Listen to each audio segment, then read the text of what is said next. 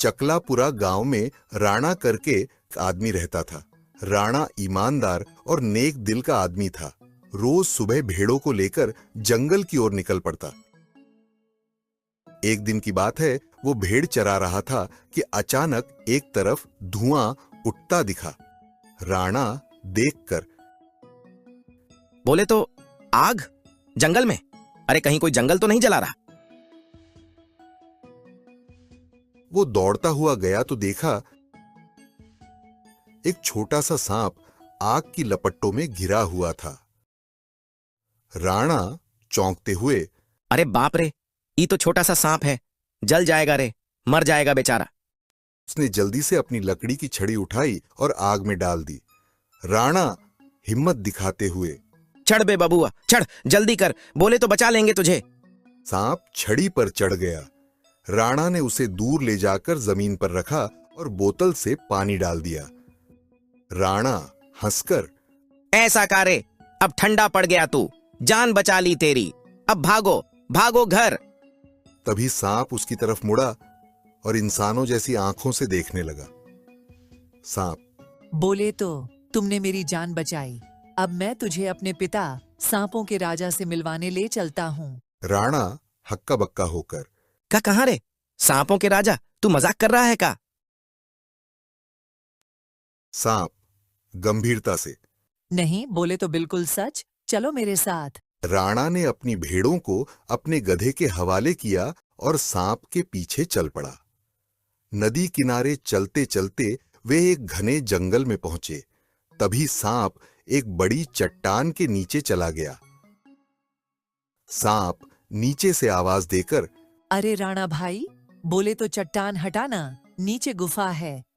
राणा छड़ी टेकते हुए, ऐसा कहाँ रे, तू तो पूरा रहस्य का बंडल निकला। अच्छा चल हटाते हैं।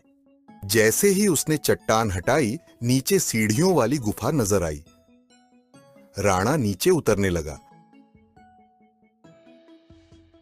अचानक एक तेज रोशनी उसकी आंखों पर पड़ी और वह कुछ पल के लिए अंधा हो गया।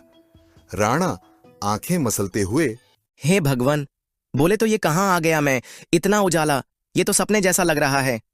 आंखें खुली तो उसने देखा हीरे से बनी घास फैली हुई थी। वह आगे बढ़ा और एक भव्य महल के पास पहुंचा। छोटा सांप साथ था, इसलिए वो महल के अंदर चला गया। कमरों की दीवारें सोने और हीरे से जड़ी हुई थीं। तभी सांपों के राजा ने उसे देखा।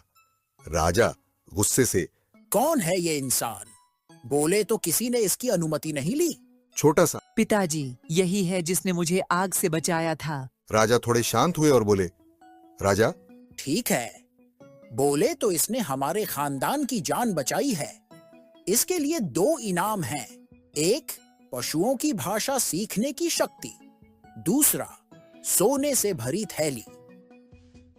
राणा, ऐसा, धन तो अभी काम का है, मगर पशुओं की भाषा, ये तो बहुत बड़ी चीज है।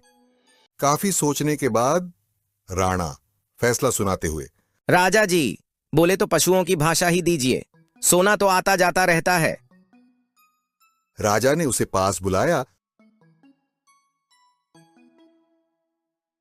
और उसके कान के पास सरसराया।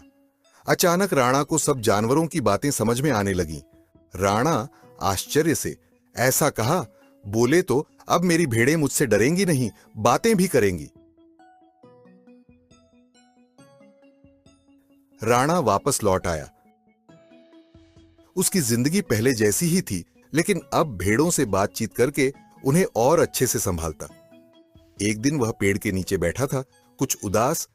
राणा सोचते हुए, बोले तो सोने की थैली ले लेता तो महल होता, नौकर होते, अब भी जंगल में ही घूम रहा हूं। तभी 2 चिड़ियों की बातें सुनाई दी।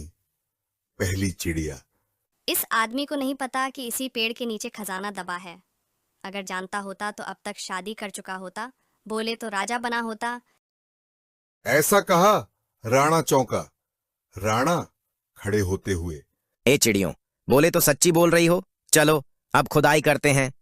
राणा कुल्हाड़ी लेकर आया, पेड़ काटा और खोदना शुरू किया। कुछ देर में ही सोने से भरी टोकरी निकल आई। राणा झूमते हुए, ऐसा कहा, बोले तो किस्मत खुल गई रे। उसने बड़ा हाउस खरीदा, अपनी पसंद की लड़की से शादी की और उनके 2 बच्चे हुए।